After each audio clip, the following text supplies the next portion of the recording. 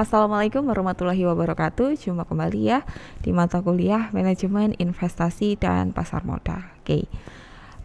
Pada kesempatan kali ini ya, kita akan membahas ya lebih lanjut terkait apa saja yang dipelajari di mata kuliah Manajemen Investasi dan Pasar Modal. Oke. Kita akan belajar tentang pasar modal syariah ya. Apa saja yang dipelajari? Yang pertama adalah pengertiannya. Nanti kita juga akan belajar tentang milestone-nya atau sejarah ya. Sejarah pasar modal syariah di Indonesia itu dimulai pada tahun berapa, lalu perkembangannya itu bagaimana, nanti kita akan belajar bersama. Yang ketiga adalah bagaimana regulasinya ya, pasar modal syariah ya. Lalu yang keempat adalah transaksi yang dilarang itu apa saja ya. Dan yang kelima adalah kriteria. Kriteria yang termasuk ke dalam saham syariah. Sebuah saham dikatakan saham syariah apabila memenuhi ya beberapa kriteria. Nah, nanti kita akan belajar ya. Oke. Pengertian dari pasar modal syariah ya adalah ya tidak ada ya di sini beberapa kegiatan ya pasar modal. Kegiatan pasar modal syariah ya yang secara prinsip dia memenuhi ketentuan syariah. Nah, kita tahu bahwa ketentuan syariah ini ya pasti ada peraturannya. Yang disebut sebagai syariah itu seperti apa? Nah, ada beberapa ketentuan yang diatur oleh OJK. Nah, nanti teman-teman di sini akan berkenalan juga ya aturan prinsip syariah ya yang termasuk ke dalam dan berhubungan erat dengan dunia pasar modal itu bagaimana, Bu? Nah, kita akan melihat ya di ketentuan OJK. Oke.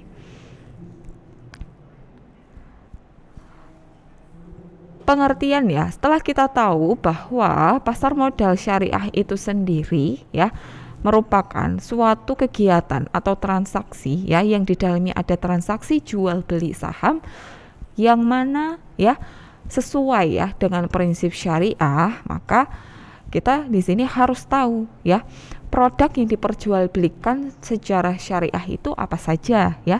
Nah, di sini ya salah satunya adalah saham syariah ya.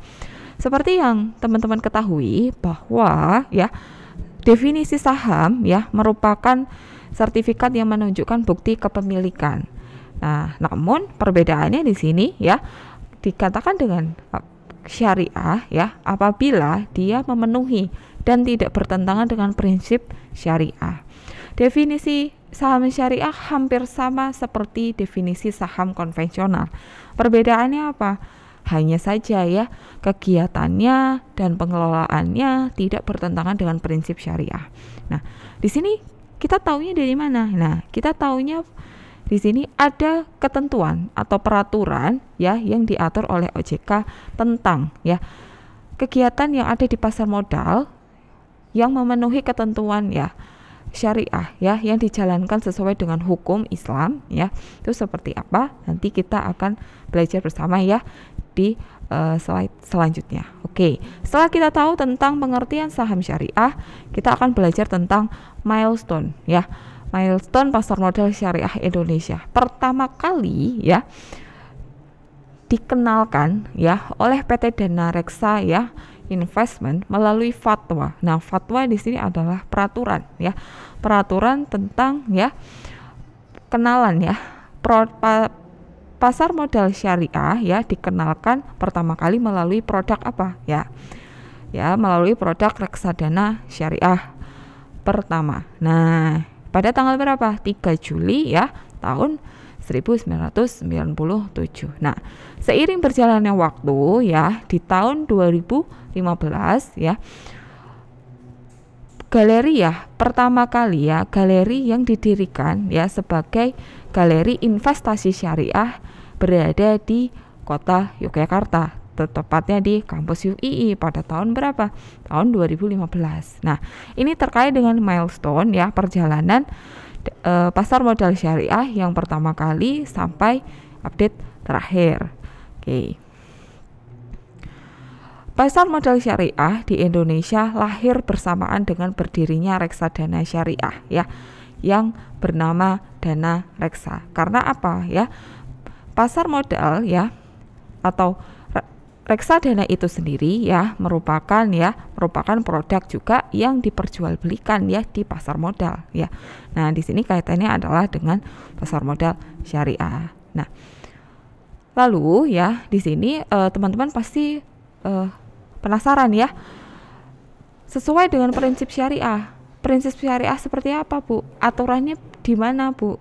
Regulasinya bagaimana? Nah, regulasi tentang pasar modal syariah dikenalkan atau berada di laman www.ojk.go.id. Nah, di laman tersebut ada beberapa peraturan terkait dengan, sebagai contoh, prinsip syariah di pasar modal. Kegiatan transaksi jual beli saham di pasar modal secara syariah diatur dalam, nanti kita akan tahu di peraturan OJK contoh di nomor 15 PJOK 04/2015.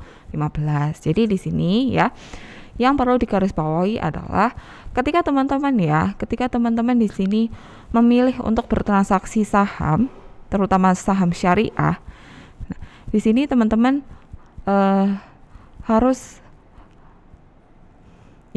merilu kembali kepada peraturan apakah saham tersebut dijalankan sesuai dengan prinsip syariah. Nah, sesuai dengan prinsip syariah itu sendiri, teman-teman bisa melihat di peraturannya apakah kegiatan jual beli lalu sisi hutang, sisi aset, dan sisi equity-nya sesuai dengan prinsip syariah atau tidak. Oke, ini terkait dengan regulasi pasar modal syariah. Lalu ada transaksi yang dilarang nih transaksi yang dilarang atau transaksi yang bertentangan dengan prinsip syariah di pasar modal. Yang pertama, penawaran atau permintaan palsu. Lalu yang kedua ada perdagangan atau transaksi yang tidak disertai penyerahan barang dan jasa. Yang ketiga perdagangan atas barang yang belum dimiliki. Jadi kalau diibaratkan seperti online shop penjual ini belum punya barangnya belum dimiliki Nah, kalau di pasar modal konvensional tidak apa-apa. Nah, tapi kalau di pasar modal syariah tidak boleh karena orang yang menjual harus orang yang sudah memiliki barang tersebut. Nah, jadi ini contohnya. Lalu yang keempat, informasi orang dalam. Nah, di pasar modal syariah ini dilarang meskipun di lapangan tidak demikian juga namun di sini teman-teman juga harus tahu termasuk transaksi yang dilarang atau tidak terkait dengan informasi orang dalam. Informasi orang dalam itu contohnya terkait laba tahun 2021 pada perusahaan XXX berapa triliun.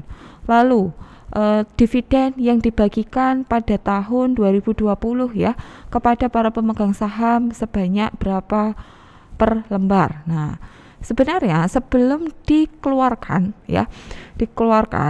dan diumumkan oleh perusahaan alangkah lebih baiknya informasi tersebut tidak bocor sampai kepada lingkungan eksternal.